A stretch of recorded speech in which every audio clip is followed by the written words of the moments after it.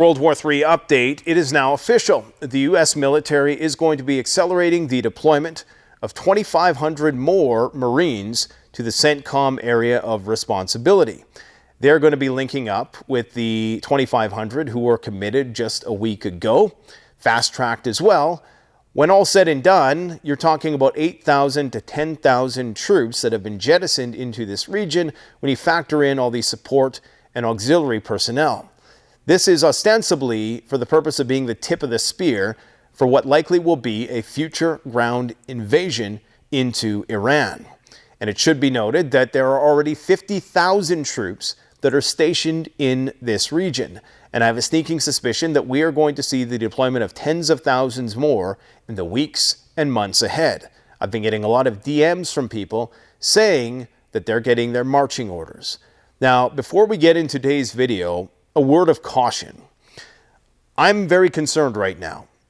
I've always said that when they cancel me, that's when you don't have much time to prepare, because I'm very perceptive to the Overton window. I'm not perceptive to everything, but when it comes to knowing the boundaries of the Overton window, that political range of acceptable talking points, I know it well. I know pretty much everything that most outspoken podcasters on here do that eventually gets them canceled, but I limit my exposition of those things because I've yet to find a hill that's worth dying on, and to be pragmatic and to make sure that I can continue to get you this information, I've tried to keep things punctuated within that range. Now, if I get canceled, knowing that I keep things kosher, so to speak, then you know that you don't have much time left to prepare, because they're getting ready to do something drastic. And I have a suspicion that that time may be coming soon. I hope it doesn't. I hope, they're perfectly content with me giving you this level of information, guiding you to water so that you can explore concepts that are related to the things that we talk about by yourself. I think I get you most of the way there. But just keep that in mind, that we're getting really, really close to crunch time here. Now, what you're seeing on the screen is an alleged shootdown of an F-35. This video was released by the IRGC. Apparently, they were able to hit an F-35, at least it forced it to land. Now, we don't know if it actually hit it, or if pilot was rattled and he had to land. Maybe there was some, minor malfunction on the plane. Anyways, allegedly, this is real. This is being broadcast on CNN and all the mainstream networks, which, of course, we know mainstream. You don't have to give me that whole spiel. But nonetheless, this seems to be legit. Now, if this is true, this is pretty significant, even though it's only one plane. What this means is that it bleeds, and it certainly punctures that aura of invincibility that the U.S. has relied on over the years, not only to sell its products, but in order to instill fear in the hearts of the enemy. Because, quite frankly, I don't think a lot of these people are my enemies. And you can get canceled just for saying that. We're getting close to that. Now, the reason why this is important, because the Iranians are claiming how they did this, is that they're using these low-emission radars, which apparently these planes in their electronic warfare can't pick up on. And they're just using surface-to-air missiles, and this is allowing them to shoot these things down somehow. So apparently what they're doing is they're positioning themselves in hiding along the trajectory of these pathways that the planes are flying these sorties, because now they've gotten accustomed to taking certain routes. And I'm sure there's something within their operational doctrine that states that you got to take a different way every time you go. But more or less, I guess they've been, following these very predictable pathways. And as such, the IRGC is now waiting there for them and turning these things on when they can either visually or auditorily detect these planes. And of course, you can see them with thermal imaging, but radars might not pick them up. And that's I'm assuming that that's what this is some sort of low resolution thermal imager that appears to be stabilized. So this is a big deal if this is true. This is a really, really big deal because, of course, we've been hearing of F-15s going down in friendly fire incidents, and it seems like there is indeed and indomitability when it comes to U.S. fighter jet technology, especially the fifth generation multi-role fighters like the F-35. So that's big news. It hasn't been receiving nearly as much attention as you think, which tells you that the war is really escalating if they shot down an F-35 and it's not even headline news. And that's not to say it's not true. It just means that that's what's going on. So this is the Amphibious Readiness Group ship that is going to be deployed. This video was taken just yesterday, in fact. So these are big ships, okay? And they're going to have the Ospreys on there. They're going to have a lot of helicopters. And I don't really know a whole lot about this, but this is what they're going to try to do. And they're going to try to enter into the Strait of Hormuz. They're claiming that they're using Warthog planes to now target these high-speed naval boats in the Strait of Hormuz, and that they're using Apache attack helicopters.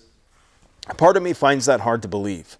I mean, the Iranians have thousands of surface-to-air missiles and man-pads that these things are not impervious to. While it's true that these Warthog planes are renowned for their durability and how many hits they can take, I don't think that they're going to be able to play that game for much longer. If they continue to operate in there, especially if they become lackadaisical, it just takes a few guys with some man pads from the shoreline and it's lights out. Now, that is also not going to solve the drone problem. That is the biggest problem. Maybe these aircraft have certain capabilities to shoot down these slower moving Shahed drones, but maybe not the hypersonic cruise missiles, which of course are maneuverable and can hit ships.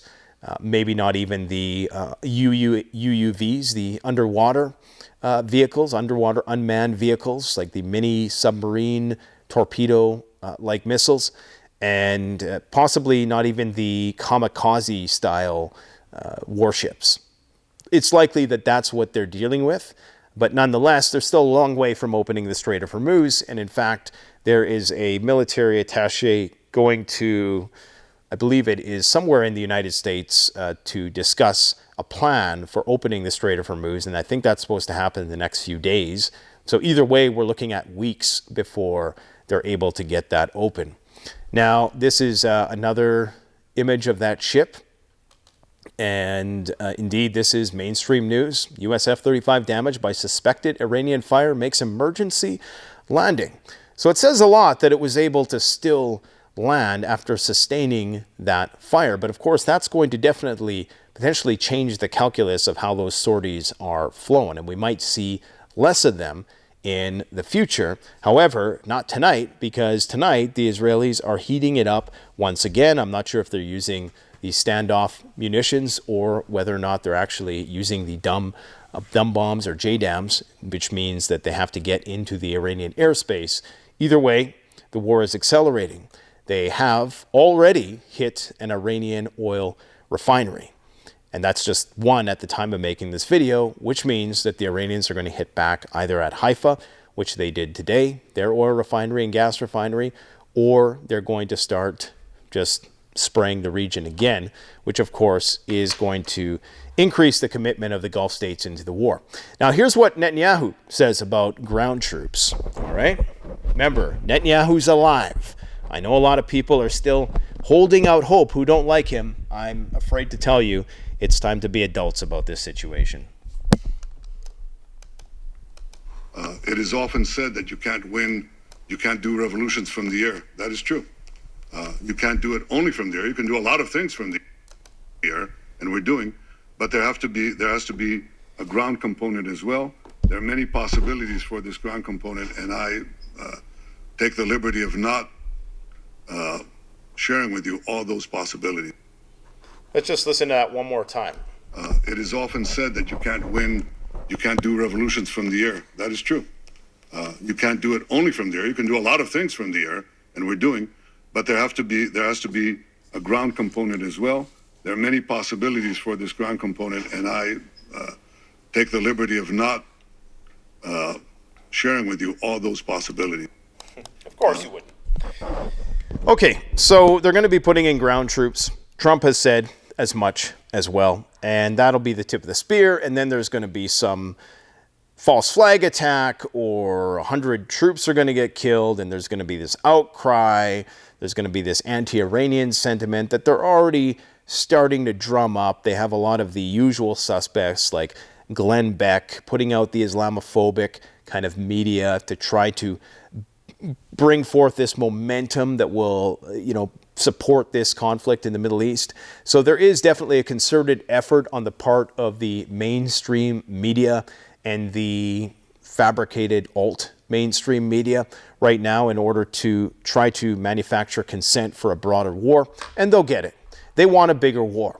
And I stand by my assessment that this was not a mistake. A lot of people who I respect, like Brandon Weichert, who came on the channel yesterday, it's their contention that this was a blunder and that they didn't know that this was going to be a protracted war. There's nothing the military-industrial complex loves more than a long, dragging war in which nobody benefits but them. So I have a hard time believing that they didn't expect that the Iranians were going to close the Strait of Hormuz. Even Trump admitted today in a Freudian slip, he said that, these oil prices weren't as bad as I thought they were going to be. And just for perspective, everything that they've done to suppress the price of oil, it is still hovering around $100. They have committed to a record-setting global release of 400 million barrels from the strategic oil reserves of the planet. We're talking about temporary sanctions, waivers, and price cap eliminations on Russian crude, Venezuelan crude, and Iranian crude to be sent to China. Now, that's short term, and a lot of people are making fun of that. If they are able to achieve their goals, it will have been worth it in the end, but it's still kind of ironic nonetheless. U.S. shale production surges. You're going to see them start making more deals with Canada. You have the California pipeline thing. You have the Saudis scrambling to try to reroute their oil through the pipeline in the Red Sea and the Suez Canal. And now they might not even be able to get it through the Bab el-Mandeb Strait because Yemen is about to enter into the conflict. And I think that when Yemen enters into the conflict this time, it's going to be like how Hezbollah has entered the conflict this time. You see, now Hezbollah is actually fighting how we kind of thought they would fight after Nasrallah died. Now they're actually doing so, and I have a sneaking suspicion that that's going to be the same when Yemen joins the fight. We, of course, have the OPEC boosting their outputs to the extent that they possibly can. Of course, now they can't because they don't have the storage capacity. And we have Jones Act waivers and all of the other things. They've pretty much used every possible option. Even if they were to commit now to releasing more oil from the strategic oil reserves, which would be incredibly dangerous because that would put us in a situation whereby people would be dangerously trying to refill those reserves, which would ensure that that demand would move forward from the future and just drive the price up and set a new floor of $100 from here on in. What this means is that the oil situation is not going to get any better. Despite what Trump said today about walking back the attacks and claiming that there will no longer be any attacks on Iranian oil infrastructure, I remind you that he said that exact same thing just a few days ago. So, because it's a gerontocracy and Trump is just being shuttled through the motions, and I believe Netanyahu is as well. For anybody who believes that Netanyahu is the mastermind here, look, the deep state permeates very, very deep. And it's beyond just a few old guys who, let's get real, are within at least 10 years of croaking by natural causes. I know a lot of people think Netanyahu is already not of this earth, but I can't see, them living much longer than that if everything goes well, all right? So you can't tell me that the global policy is being shaped by these old geezers. It's likely not happening. We're talking about interests which run much, much deeper and gangs that run much, much deeper. And if anything, I'm actually leaning more towards that, the Netanyahu, he is in fact being blackmailed into continuing what he's doing. And they're holding that sort of Damocles over his head with his court case that should he take his foot off the gas at any point, that's when he gets the book thrown at him and he goes to jail for the rest of his life. So I think both him and Trump are kind of fighting for their lives at this point, which is not to make any sort of apologies for them. It just is what it is. Now, what is Trump saying here? Trump says something very interesting, once again, about the ability to completely eliminate Iran in 2 seconds. What the hell could he possibly be talking about here? Take a listen to this. He said many things in the past that seem to be references to electromagnetic pulse weapons, possibly nuclear weapons. I think this one is abundantly clear. Unthinkable. You don't even want to know about it. Oh, you could end this thing in 2 seconds if you wanted to, but we are being very judicious. But we want to do. Don't forget, Biden gave away. I rebuilt the military in my first term. Unthinkable. You don't even want to know about it. Oh, you could end this thing in 2 seconds if you wanted to, but we are being very judicious. But we want to do. Don't forget, Biden gave away. I rebuilt the military in my first term. So what could he possibly be referring to? Obviously, 2 seconds is a bit of a stretch. Let's give him 24 hours. Hell, let's give him a week. I could end this thing in 1 week. You remember when he said he was going to end the war with Ukraine in 24 hours? What could he possibly be referring to? One would surmise it would have to be something that targeted the heart of the Iranian critical infrastructure, presumably their power grid, taking out their power grid. But what would that do? Would that actually fix the situation? They don't think that the Iranians have contingencies for electricity, at least for the military anyways. This might even have the effect of making the population far more vulnerable and sowing discontent for the American empire, breeding contempt for the U.S. and Israeli military for those people who are still on the fence and considered dissident voices in Iran. So I think he's probably referring to using nuclear weapons. That's the only thing I can think of, just wiping the entire place off the map. Seems crazy, doesn't it? Well, there's a lot of religious eschatological nutcases out there who think that this is foretold in holy books around the world. And of course, that's open to interpretation, but there's a lot of people who are banking on this from a religious point of view. So I would not put it by a significant portion of people. And remember, you don't need that many. You just need maybe 25% hardliners and the rest of the people kind of ambivalent to justify a full-blown war. This is what we're going to get. I mean, I'm 100% committed at this time to my prediction that this is going to be a ground war and it is going to be a long one.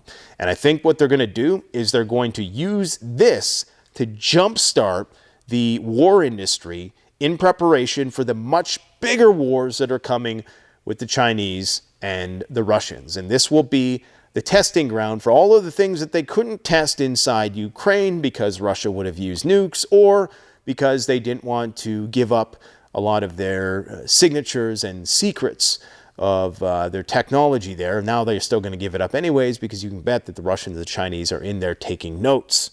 So that's what's going on. The President of the United States is threatening to use secret weapons. Now, this guy has to be the shiftiest looking diplomat I have ever seen in my life. I believe he's the Saudi Arabian foreign minister. And apparently the Qataris, they declared Iranian military and security attaches persona non grata, which means that they're going to war right away. Because as many of you guys recall, the Pars oil field, let me see if I have a picture of that for you. Well, there was a tit-for-tat exchange. The Israelis attacked the Iranian side of it, and this is a very impressive structure. Okay, this is all offshore. This is I believe it's the biggest gas field in the world, provides a third of the world's gas. This is going to take years to rebuild. Just the limited damage that's been done with just a handful of strikes. And that was instantaneous. And the Iranians are saying they could wipe it out. And immediately that put Trump and everybody into panic mode, all right? Because I don't think they thought that Iranians were going to go scorched earth. When your back's up against the wall, as the saying goes, do not corner a terrified animal because they will indefinitely lash out. Now, as you can see here, the southern portion is in the Qatari it's referred to as the Qatari North Field, and the South Pars, which is the Iranian oil field. This took 17% of the world's gas production offline, or this facility's gas production offline for the next 3 to 5 years, just in its current state, if everything went well from this point forward, which I don't think it will, if they basically expunged the military attaché, because that signifies that there's going to be no more military communication and thus no de-escalatory hotline. So this is bad. This is really, really bad. And that's just the tip of the iceberg. Once they start hitting Saudi Aramco, I mean, this is gas, like natural gas. When they start hitting the oil fields, that's when you're really going to feel it at the pump. Now, the Iranians seem to be exercising some sort of alert readiness fatigue or alert fatigue that they're trying to induce in the Israelis, because they are just sending missile after missile after missile. And all that talk about the Iranians running out of missiles, well, ain't nobody talking about that anymore, because here's where we are. They're now ramping things up. Now, they're saying, or I think it was Scott Bessent who said that this is the signs that they're in their death throes, that they're just shooting everything that they have left. But this has been a consistent, a very measured, and what appears to be a very well-planned strategy of increasing the what would you say, the frequency of these launches. We're already up to 240 drones a day and 65 missiles a day. That's a lot. That's getting close to the initial salvos. So we're not too far from that.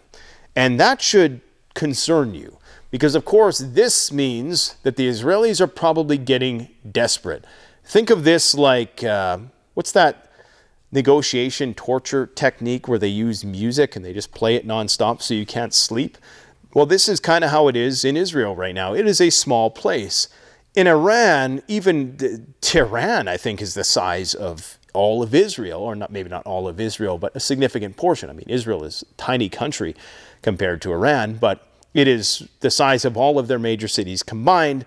And, you know, there's some people who might not even hear the explosions as they're happening across a city of 15 million in a metropolitan area. So you can't really practice this technique. You could do it in Gaza, and they did it in Gaza because it was all the borders were confined and they could control everything that came in and out of the country with the exception of a few tunnels. That's not the case in Iran. Iran has thousands of trucks coming in every day from different parts of the country. And remember that a lot of Iran's missiles are operating out of shipping containers and cargo trucks that look just like this. What are you going to do? You're going to hit every single cargo truck? They don't have enough missiles to do that. There are, I think I researched it once, there's something like 3 million shipping containers in Iran. 3 million shipping containers. Just kind of, you know, people's backyards or whatever. I'm pretty sure that's the number. And so you'd have to presume that all of those potentially have weapons in them, unless you have some sort of X-ray technology that you can see into it. But this is an asymmetrical war unlike we've never fought before. And they have a 6,000 kilometer porous border, and they have relationships with the surrounding countries to manufacture weapons. So if this turns into a war attrition, I think I even underestimated the Iranians. I underestimated the ability of this shadow command and this distributed network that they have and that they're using in order to essentially maintain the chain of command, despite having their upper echelon destroyed a couple times over now. They have 3 to 7 layers of succession at every rank, which is insane, which means that I'm presuming at the top, they probably have 7 guys that are waiting. So you have to do your decapitation strike thing 7 times. And by the time you do all that, you probably have a bunch of up-and-comers who are maybe even younger and more adaptable than the old-timers. In fact, what you're doing right now is you're helping them evolve. And this is the problem. I use the virus analogy because if you're trying to eradicate a virus and you don't eradicate it entirely, well, the virus is going to evolve. And so if you get rid of the top dogs, but you don't destroy the regime, then they're going to adapt and they're going to evolve and they're going to learn from the mistakes of their predecessors. And I think this is probably what is happening. It's very much like the COVID thing, where you do sort of a half-ass measure of containment. And of course, that allows for the recombinomics to ensue that would allow the virus to take on new characteristics, which would allow it to naturally select its way to a more survivable and favorable situation. So this is a dangerous, dangerous road we're going on, but they know all this. This is all known, okay? Now, these guys are now committing, this is just the Saudi, but all of the Gulf state ministers were joined today, and they met, and it looks like they're about to go to war with Iran.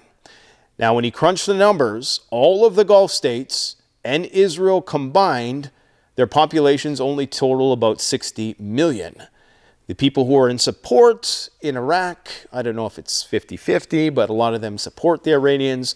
A lot of people in Syria, there still is a latent support and a latent hatred for the current former ISIS and al-Qaeda leader that Trump said was a handsome guy. That's the world we're living in right now, okay? And then, of course, you still have Hezbollah in Lebanon. There are elements of people in Azerbaijan and Turkey that are very, hardline Islamicists who might want to align themselves with the Iranian regime. So it's not, none of these places are monolithic in their ideas. And, it's still a fair fight, even though it's not really a fair fight because, of course, you have the U.S. military might backing the Gulf and Israel. It wouldn't be a fair fight at all. I mean, if it wasn't for the United States, Iran would dominate the region. I mean, that's just a fact. They would definitely dominate the region. And because Israel gets all its power from the United States. So without that, yeah, there's hands down, the Iranians would run the show, I'm pretty sure. So anyways, they're going to be joining forces. And now what this guy is saying, this is the spokesperson for the IRGC. I call him Iranian Riker because he reminds me of Riker off of Star Trek. Let's play a little bit from Riker. Let's hear what he has to say. Okay, I have no idea what he's saying, but we do have captions. And he's basically saying that he thinks, the Iranians are suspecting, that the Americans, and he says this in here, you can find the clip. He says that he thinks that the Americans are doing false flag attacks against Saudi Arabia. This is the first time he's made this official statement, and this is a guy who's talking more frequently to the press. And this is the first time he stated that they're going to be doing a false flag in order to get the Saudis to fight the Iranians. And that has always been the play. I think that has always been the master plan. That's the only reason to sell the Saudis all of these weapons. And now you want to sell the Saudis more weapons. Well, you got to get them to use those weapons first. But you got to do it in such a way that maybe they don't destroy all of the oil and gas infrastructure in the region unless that's ultimately the plan. Because if you can do that, if you can just turn the entire place into a glass crater, then China can't get oil. But we can get oil here, and they're already talking about putting tariffs on the exports of our oil, which is another way of subsidizing oil and creating a two-tiered bifurcated oil commodities market, like we're seeing in gold and silver. I'll talk about gold and silver in a minute. I know a lot of people are losing their shit. I don't even think about gold and silver. Right now, we're in a liquidity crisis. You have people rotating into oil. You have the Saudis selling a lot of gold that they were sitting on because they're kind of money up, because they have all these obligations, and now they're worried about margin calls and things like that. And who knows what's going on? But this is exactly what we've seen happen in 2008. I would encourage you, now that we're on the topic of gold, because that's how my brain works, I would encourage you to go back after this video and look at a chart of gold going back to the year 2000, okay? You'll notice something happened between 2008 and 2009. This was right before the peak of the oil price, okay? Right while oil was peaking, that was right before the markets crashed. And oil was, in real terms today, I think it was like $200 a barrel, all right? Crazy. Now, the price of gold after that, throughout that period of 2008 to 2009, I wish I would have the graph here to show you. it went down 40% from the highs. It went down from like 1,000 all the way down to 600. And you know what it did over the next 3 years? Up until 2012, the price tripled, nearly hit 2,000. Now, it did pull back, mind you, but if we replicate that same thing, and I think it will be much worse this time, and I'm not trying to Peter Schiff the situation. I know Peter Schiff, who's a friend of the channel, always thinks that gold is going to go up forever and ever. But I do think that the sky is, the limit is going to be much, much higher. And so even if it did retrace to 1,200, that was still twice of what 600 was. So if we're at the bottom now, and it could go down to 4,000 possibly, it's going up to 8,000. It's probably going to go up to 10,000. Then it's going to retrace, maybe down to, 6 or 7. And I'm not worried about it at all because gold is doing exactly what it's supposed to do. Okay? It is retaining its store of value. And if you own the physical stuff, that's all that matters. The physical is what matters right now. I forgot to mention that one of the other techniques they're using to keep the price of oil down is they've openly stated that they're going to manipulate the futures markets. So, if you have physical anything, any commodity, that's different than owning a piece of paper, an IOU. And that's important to remember at all times because right now, the Saudis, I think we were up to like 170, or was it the Omani crude? The Saudis are saying that if this persists into April, we're going to see $180 oil across the planet, which probably means that some of these countries are going to be selling it for much, much higher. The Asian countries are buying it for much, much more. There's a bidding war going on, and it's only a matter of time before the arbitrage kind of cancels that out, unless they do this tariff scheme, which has a whole other slew of negative impacts in terms of how the global financial system works. I don't think it's going to be as easy as Trump thinks to do that, but we'll see. So we have false flags being alleged. Now this is the Yanbu facility where the Saudis are trying to reroute most of their oil. This is the pipeline going basically from around Bahrain all the way down to this port over here, which is Yanbu Port. Yanbu Port was hit by an Iranian drone. And this is no short distance, just for perspective. Okay, this would be the distance. I believe this is about 1,700 kilometers. Very similar in distance to, Iran launching a missile to Israel. But it makes a point. It hit this refinery smack dab in the refinery. Let me see if I can find that image here. Okay, this is an actual video of the hit on the facility itself. And then this is the actual place that they targeted. And as you can see, these facilities are massive. So, one little pinprick attack is not the end of the world unless you hit it in the right bottleneck. So if you hit it in a place where there's not many redundancies and they need that to get the oil onto the boats, then this place ceases all production until they can get that thing fixed, which could be weeks, months even, if it's a special part, especially if it comes from China, okay? Now, the Chinese would probably expedite that because they want the oil, but the Iranians targeted this. And so that's huge because they're saying that nowhere is safe. They're saying that you might think that you can accelerate the export of your oil, and for perspective, this is how that's looked. So back in January, they were exporting almost nothing from here. And this is how you know that they knew that there was going to be a major war on the horizon, that they were already ramping things up in February, okay? So this is the amount of oil they pushed through the pipeline in February, and it's been steadily rising, and these are no small increments. This is basically 1 million barrels a day, all the way up to 4 million barrels a day in the span of just 2 weeks. That's huge. So what the Iranians are saying here and telegraphing is that, we can take out your pipelines as well. So if you think you're just going to reroute everything to the Red Sea, for starters, you're not going to get through the Bab el-Mandeb Strait, which is right down here. Okay, so these are the two choke points. These are the two weak points, the Bab el-Mandeb and the Strait of Hormuz. Both of these happen to border adversarial nations, the Yemenis, who have yet to be activated, and of course, the Iranians. And they're saying, Yep, you're not going to go through either of those places. Once the Yemenis get started, though, I think they're going to be hitting Saudi oil fields. But that's another story.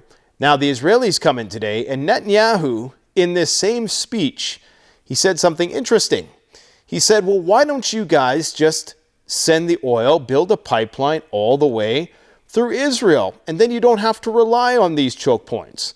But wait a minute, that doesn't make any sense because you have the Suez Canal. So all that's going to do is cut out the Egyptians. The Egyptians would hear this and they'd be like, wait a minute, so you want to ship Saudi oil through, let's see if we can draw a line here. Let's just, make an imaginary connection here, and goes all the way to the Mediterranean, bypassing the, oh, I hate this thing. Why doesn't it just let me put the thing on there so I don't have to make it official 10 times. Yeah, save it. Just save the damn thing. Okay, there we go. Out to the Mediterranean, and then what? Well, Europe's taken care of. What about the 5 billion people that live over here? Well, I guess they're going to have to travel all the way around Africa or beg the Russians after we get out of the Mediterranean, go up to the North Sea, beg the Russians to use their icebreakers to send it all the way around this way. Okay, so talk about leverage. Man, if the Houthis are actually able to block this strait, which now they have a lot of experience, and I'm sure that they've been rearmed to some extent by the Iranians. Remember, these guys are far less resourceful than Iran, and they were able to survive for the most part, although they were largely subdued after that major skirmish. But mind you, they're people of their word. They said, after the Gaza war ends, we will stop firing missiles at Israel. And they did. So even though the Gaza war didn't really end, but it kind of sort of ended. So that's what's going on there. Now, these guys are suggesting that they're about ready to enter the fight. And the son of the Ayatollah indicated that you're going to open a new front that is going to take people by surprise. And because I can't see the Bab al-Mandeb taking us by surprise, because we're already accustomed to that, they got to be referring to some sort of offensive into Saudi Arabia. Now, this is all desert, man. I don't think the Houthis are badasses. I call them the honey badgers. These guys barter with bullets, okay? And they light their cigarettes by shooting the cigarette on the ground. I'm not sure if you've seen those videos, but I don't think they're going through that way, so they'd have to go through these mountain ranges, possibly. I mean, maybe they have the equipment to be mechanized to get over this terrain. But we could see them go into Saudi Arabia. We could see them go into Oman, for all we know. What other front are they talking about? Maybe, Somalia. Maybe that is going to potentially open up. Maybe they'll do something with the pirates there. You just never know. This thing could flare up from multiple dimensions. Even in Syria, it's still very unstable. The Jolani guy only has a few thousand troops. And, if you had the Iraqi militias, say, go and you put a handful of Iranian troops in there, the Iranians could do some crazy shit. Israel's Achilles heel is a ground invasion. If they just, you could probably see it coming from a mile away, but that is really the only way to take down Israel is with a ground invasion. I'm not saying they could do it, but apparently Hezbollah is making scrap of a lot of Merkava tanks right now, but it's hard to know what to believe. So we'll see what happens. I think I showed you this map yesterday. This was the impact point of the projectile that hit close to the Bushehr nuclear power plant. So what was the purpose of that? That is in the middle of what appears to be nothing. That's not a building. That's just some field. I don't think that's a bunker or anything. Maybe it is, because it is there's not much of a, usually it leaves a bit of a crater, but that could have been something that penetrated. And that's the only residual, debris. But I don't know. Clearly that's a sign that I think Israel is telegraphing that, okay, you're pushing, but the Iranians keep pushing back. And this might be where they really want to invade, they being these Marines.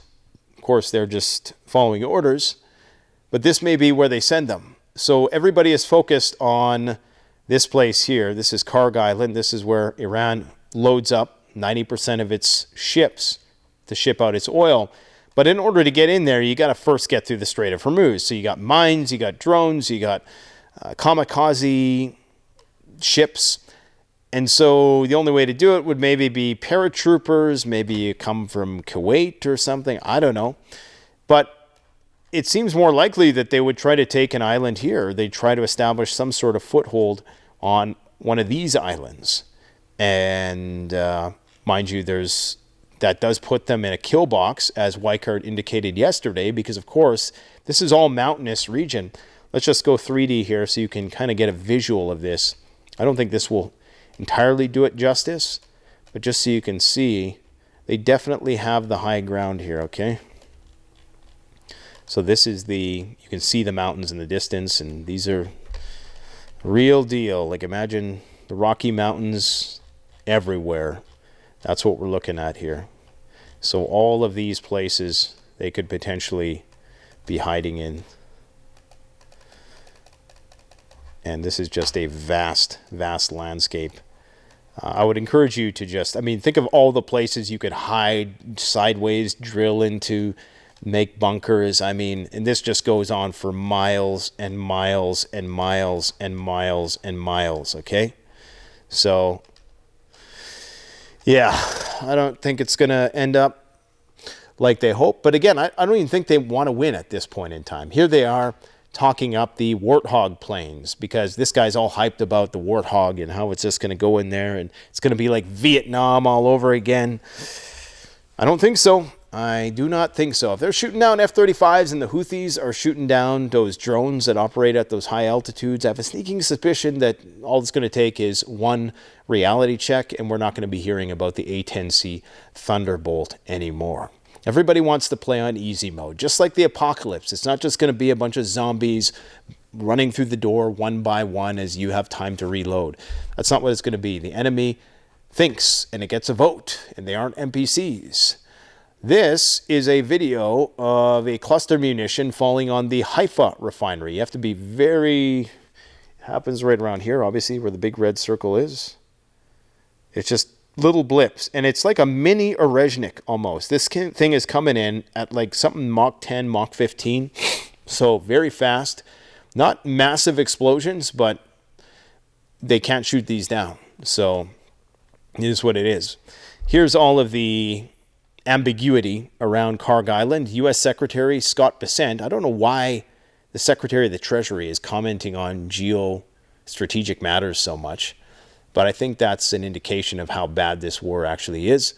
He's saying that we'll see if Karg Island eventually becomes a U.S. asset. He's saying that we know where Iran's leaders' bank accounts are. Okay, are they in Switzerland? Where could they possibly be? Bessent says when we unsanction Iran oil, then it can go to ex-China places. So what does that mean? Like Taiwan? I don't know. Bessent says China was funding the leading sponsor of global terrorism in buying oil from Iran. Remember, this is the guy who said that they were going to deprive Venezuela, or deprive China of Venezuelan oil. So this is the situation in Canada. In my city, diesel is $2.20 a liter, which equates to around, I think, about $6.20 per gallon in US dollars. So we're worse than California right now in terms of regular gasoline. I think the average price across Canada is around $1.65. In Vancouver, of course, which is our California equivalent, it's around $2.20 a liter. I imagine that will go up. I would not be surprised because, of course, as we go into the summer months as well, the price of gasoline always increases because people tend to travel more. So that means that we could very well see $3 gasoline per liter in some parts of Canada. China's National Security Supercomputing Center was hacked. This is legit. This is a big deal. Apparently, Xi Jinping has been purging a lot of his top generals lately. Something has went wrong. The data leak contains research across various fields, including aerospace engineering, military bioinformatics, fusion simulation, and more. 10 petabytes. Petabytes. That's 1,000 terabytes times 10. That's a lot of bytes. That's a lot of information, considering I presume a lot of it's probably text. Yeah, gold, silver, platinum, copper, palladium, they all got slammed today. And Chris Martenson made a point that the Saudis, if the Saudis were to blame for this, then were they selling their copper and their platinum as well? I'm sure they have a bit of platinum, maybe a little bit of palladium, but certainly not stockpiling copper, right? So clearly this is a coordinated sell-off. This does smack of commodities liquidation in order to cover your losses elsewhere, perhaps. But again, I'm not shook by this at all, because we were talking about gold back when it was less than $2,000 and silver when it was in the 20s. They're still both up on the year, which is incredible. Oh, yeah. So, yeah. You know, the Japanese, they're very honorable people, and they're willing to accept defeat nobly. And so when Trump today made a statement about, well, you guys sneak attacked us in Pearl Harbor, you know, she kind of rolled her eyes a bit, but didn't really think too much about it. But she did indicate that the Iranian situation is causing global economic instability. And Trump was just like, what are you going to do? So I think the Japanese are starting to reconsider, because the Japanese respect power and authority. So if the Chinese come to be the ones in a position of power and authority, they may just want to switch sides, okay? There's a distinct possibility of that happening, simply by virtue of that cultural mores alone. Talked about that already. Drones detected over the base where Rubio and Hegseth live. We should, of course, be asking, why do these government officials live on military bases right now? That should be of concern to people. That's a sign of the times. And lastly, there are thousands of vessels currently trapped in the Persian Gulf. Many of these cannot dock and cannot resupply because, of course, a lot of the ports are under constant bombardment.